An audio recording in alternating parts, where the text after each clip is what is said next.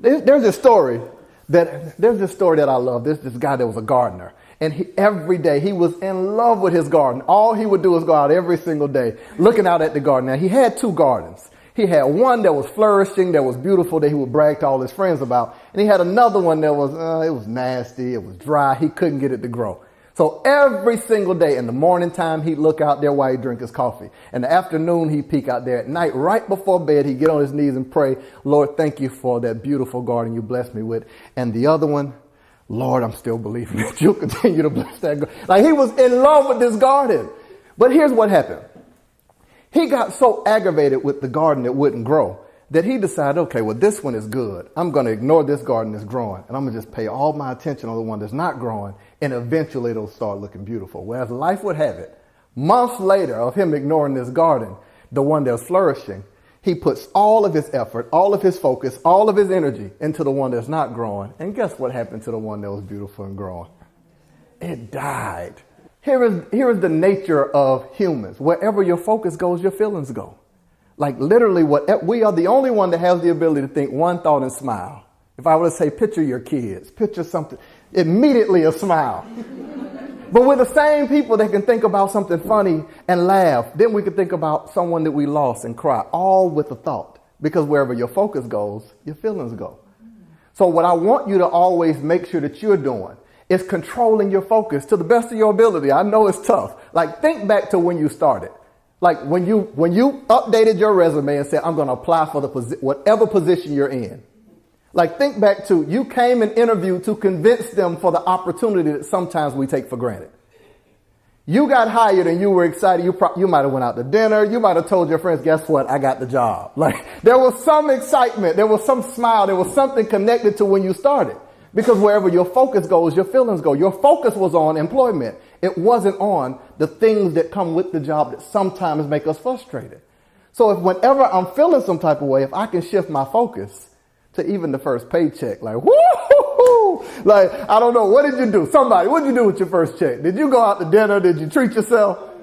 But what I am telling you is, if you could at least think back to why did you do it? That's right. No one handcuffed you. This is not work release that you're in here. You were not drafted, well, I'm not sure, but you chose this opportunity. So if you can focus your attention and allow your feelings to go with it, you can change everything. So I'm telling you to control and manage your focus. Like, every day you get an opportunity in your environment. You work with the students, correct? Yes. So if a student is acting out, you got a few different options. You can have a talk with them. That's the first line, correct?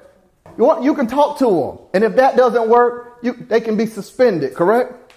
If suspension doesn't work, then it's what? Expulsion. I mean, that's the last result. What I'm telling you is the same thing that you're requiring of them, I want you to do with your feelings. Like, if you're having a bad day, you're in your feelings, you're in your own mood, like, have a talk with yourself. Like, listen, get your attitude together. This is not going to work. Go call even if you got a voice memo. Hey, listen, you woke up this morning in a good mood. Don't let them, like, whatever you have, the same thing that you do with them, do for yourself. Remind yourself of why you started. Remind yourself of the value of the person that you're talking to, because what you're talking to is the potential them that they don't see yet. You're not talking to the problem. You're talking to some students that don't see themselves yet. You see something in them. That's why you work here.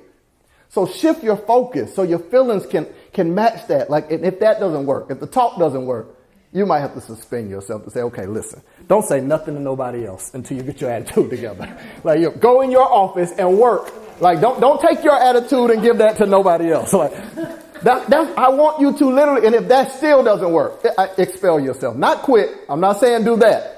But I'm saying, take a time out. Ask for a break. Get on Instagram. Go on Facebook. Go on YouTube. Do something that takes you out of the moment so you can shift your focus and your feelings can change. Does that make sense? So that's what I want you to do. And if you're doing this, I need you to focus on the good, not just the bad. Like, when I say focus on the good, you get the opportunity. Let me ask you this. Do you realize that every single company spends countless dollars to figure out how to appeal to millennials that you serve every day? The greatest investment that you will make is in the future, that you get to live forever by the work you do every day. Your life will speak for you, even when you're gone, by what you do in some child's life. That's what we got to think about. Like, that's where the focus has to be. That I realize that one conversation with one child at one moment can change the whole course of the world. That I can change the world by a conversation. By shifting my focus to, okay, he's acting out, but what can I do to change the world?